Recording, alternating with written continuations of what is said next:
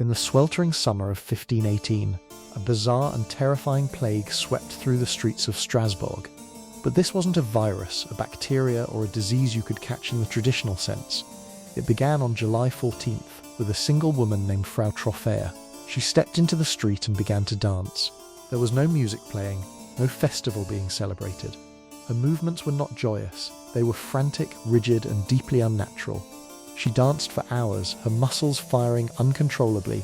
As dusk fell, she continued to twist and stomp. Lactic acid built up in her legs, her feet began to bleed, yet her brain refused to send the signal to stop. She danced through the night. When dawn broke, she was still moving, trapped in a prison of her own body. She eventually collapsed from pure physical exhaustion, but after a few hours of sleep, her limbs began to twitch again. She stood back up, and the nightmare resumed. Frau Troffea was merely patient zero. Within a week, this bizarre physiological hijacking began to spread. Over 30 people had joined her in the streets. They weren't mocking her, and they weren't willing participants. Eyewitness accounts described faces locked in terror. People begged for help, screaming as their legs carried them forward. The affliction defied all medical logic. It was as if their central nervous systems had been completely overridden. By August, the dancing mob swelled to hundreds. Estimates range from 100 to 400 afflicted citizens. The physical toll became catastrophic. Severe dehydration set in under the summer sun. Ligaments tore and bones fractured under the relentless pounding. The city of Strasbourg was descending into absolute chaos. The authorities had to intervene before the entire population was infected, but their solution would only make the nightmare deadlier. City officials and local physicians gathered to assess the crisis. They ruled out astrological causes and demonic possession. Instead, they diagnosed the dancers with a disease of hot blood. According to humoral theory, the brain was overheated.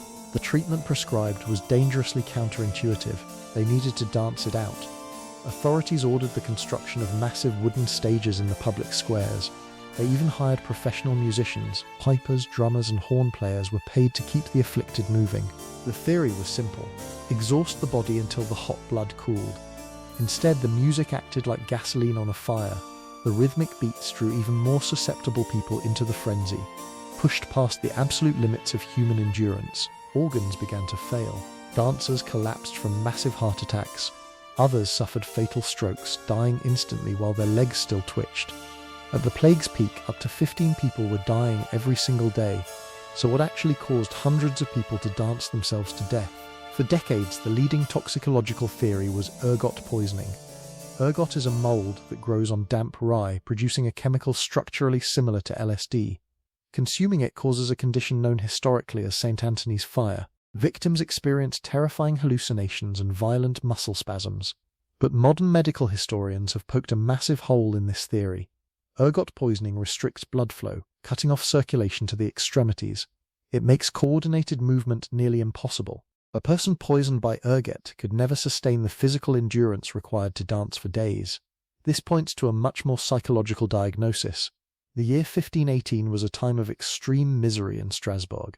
Famine, harsh winters, and devastating diseases had pushed the population to the brink. The overwhelming psychological stress triggered a mass psychogenic illness, also known as mass hysteria. It's a condition where extreme psychological trauma converts into physical symptoms. The brain simply snaps and the body follows. By late August, the mysterious epidemic finally began to subside. The survivors were sent to a mountaintop shrine to pray for absolution. The music stopped, the stages were dismantled, but the grim death toll remained. Hundreds of lives were lost to an illness that had no pathogen. The dancing plague of 1518 remains one of history's most terrifying medical anomalies. It serves as a dark reminder of the incredible, sometimes destructive power of the human brain.